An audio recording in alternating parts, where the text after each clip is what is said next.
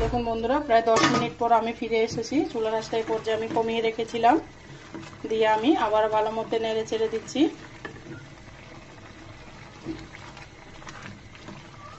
চিংড়ি মাছগুলো দেখুন সুন্দর করে লাল করাতে দেখা যাচ্ছে। এমনি কাঁচা দিয়ে দিলে কিন্তু সবজির সাথে তেমন দেখা যায় না, সেই জন্য আপনারা চাইলে এইভাবে চিংড়ি মাছ দিয়ে রান্না করতে পারেন। খেতে কিন্তু অপূর্ব লাগে, দুর্দান্ত লাগে, অনেক মজাদার একটা রেসিপি। আমি এখানে অল্প একটু পানি দিব বন্ধুরা, বেশি পানি দেওয়ার দরকার নেই।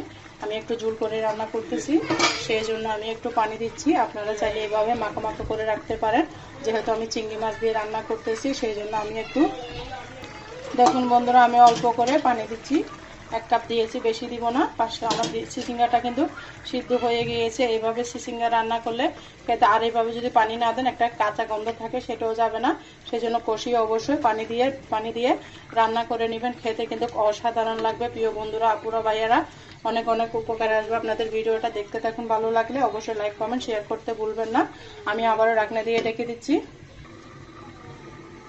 দেখুন বন্ধুরা, আমি 2 মিনিট রান্না করেছি, আমার রান্নাটা একদম কমপ্লিট হয়ে গিয়েছে। দেখে হয়তো বুঝতে পারতেছেন। আমি লবণটা চেটে নিচ্ছি। লবণটা একদম পারফেক্ট হয়েছে, মাশাআল্লাহ, আলহামদুলিল্লাহ, অনেক মজা হয়েছে। আপনারা এইভাবে ট্রাই করতে পারেন। চিংড়ি মাছ দিয়ে একদম সিম্পলভাবে রেসিপিটি শেয়ার করেছি, আশা করি অনেক ভালো লাগতেছে। আমি এই পর্যায়ে এখানে ধনেপাতা দিয়ে দিতে হবে। দেখুন বন্ধুরা, আমার চিচিঙ্গা রান্নাটা একদম পারফেক্টভাবে হয়ে গিয়েছে। এই পর্যায়ে আমি ধনেপাতা দিয়েছি। ধনেপাতা না দিলে কিন্তু যে কোনো সবজির টেস্ট ভালো আসে না, সেজন্য চেষ্টা করবেন ধনেপাতা দেওয়ার জন্য। যদি থাকে, আমার বাসায় আজকে আসতে দিলাম, না থাকলে নাই। আমি চুলাটা বন্ধ করে দিচ্ছি। অনেক মজাদার একটা রেসিপি শেয়ার করেছি, আশা করি অনেক ভালো লেগেছে। আমি পরিবেশন করে আপনাদের সাথে দেখিয়ে দিচ্ছি আমার রান্নাটা কেমন হয়েছে। দেখুন, খেতে তো দুর্দান্ত, মাশাআল্লাহ, আলহামদুলিল্লাহ, অনেক মজা হয়েছে।